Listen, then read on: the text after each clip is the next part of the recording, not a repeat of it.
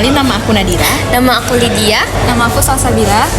Jadi di sini kami akan membahas kasus mengenai perdagangan orang yang melibatkan korban dari Nusa Tenggara Timur dan Jawa Timur. Jadi di sini kasusnya tidak hanya kasus kejahatan lintas negara, tapi juga kasus kejahatan terhadap hak asasi manusia.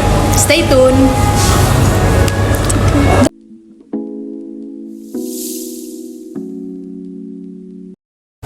Jadi di sini saya akan membahas kronologi kasus perdagangan orang yang melibatkan korban dari Nusa Tenggara Timur dan Jawa Timur. Jadi awalnya terdapat agen ilegal yang mendatangi desa-desa untuk merekrut para korban yang diimingi gaji tinggi ketika mereka bekerja di negara-negara Timur Tengah seperti Arab Saudi, Uni Emirat Arab, dan negara Timur Tengah lainnya. Jadi mereka dijanjikan pekerjaan babysitter dan asisten rumah tangga dengan jaminan biaya hidup mereka juga terjamin.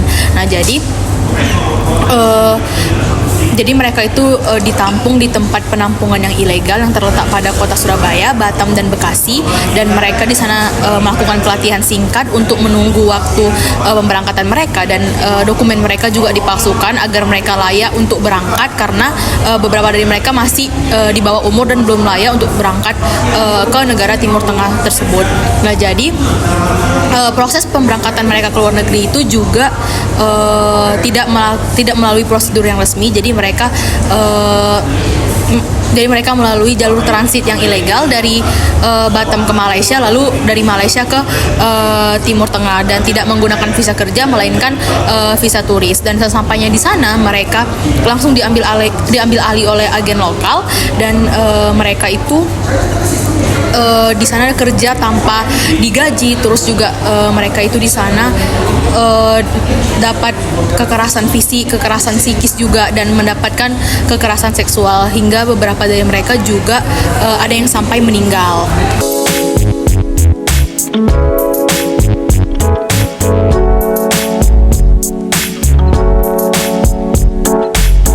Hai semua, jadi sekarang saya akan menjelaskan tentang analisis Yudiris atau hukum yang berlaku dalam kasus perdagangan atau human trafficking pada WNI ke Suriah.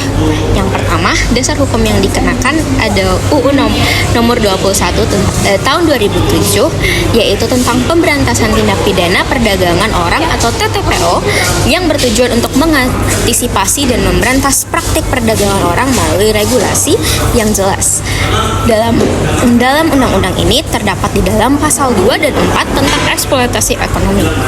Yang kedua, ada dalam Undang-Undang Nomor 18 Tahun 2017 tentang larangan penempatan PMI tanpa izin di dalam pasal 81 sampai 83. Undang-undang ini bertentangan tentang perlindungan pekerja migran untuk melindungi hak-hak dan kesejahteraan PMI, termasuk perlindungan hukum, ekonomi, dan sosial. Yang ketiga, ada di dalam pasal KUHP pemaksaan dokumen dalam pasal 263 dan dalam pasal penipuan tentang penipuan di dalam pasal 328. Pasal ini bertentangan dengan pengaturan tindak pidana pemalsuan atau pemalsuan surat ataupun pemalsuan dokumen. Dan yang terakhir ada di dalam Undang-Undang TPPU, jika adanya atau terjadinya pencurian uang. Pasal ini bertentangan dengan pencegahan dan pemberantasan tindak pidana jika terjadinya pencurian uang, atau dapat disebut juga dengan UU TPPU. Penjelasan bentuk pertanggungjawaban pidana dalam kasus ini, pelaku adalah agen perekrut dan sponsor ilegal dapat dikenakan pidana penjara dan denda yang akan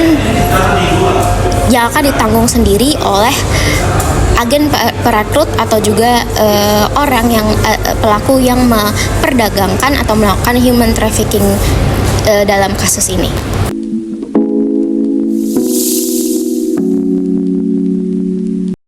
Baiklah, di sini saya akan membahas analisis kasus dari perspektif hukum ekonomi.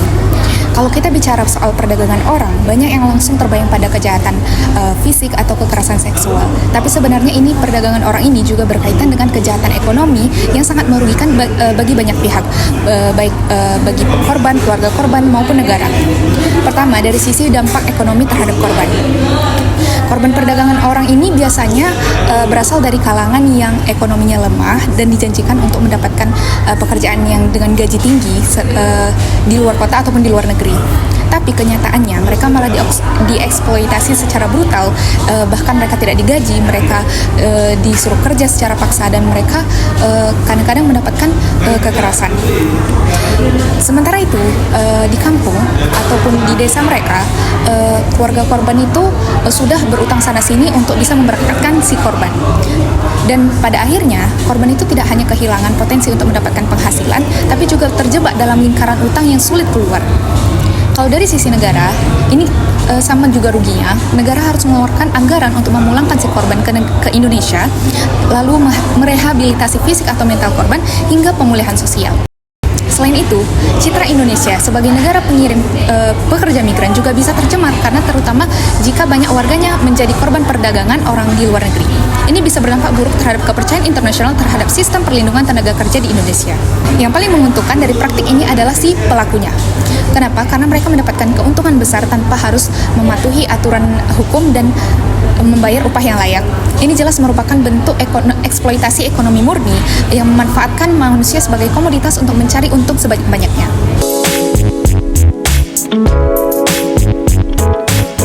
Baiklah, kesimpulannya adalah penting untuk disadari bahwa TPPO atau tindak pidana perdagangan orang bukan hanya merupakan pelanggaran terhadap HAM, tapi juga merupakan kejahatan ekonomi yang dampaknya sangat sistematik.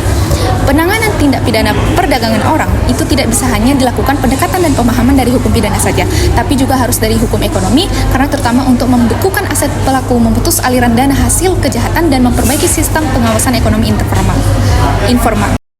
Thank you for watching. See you next time.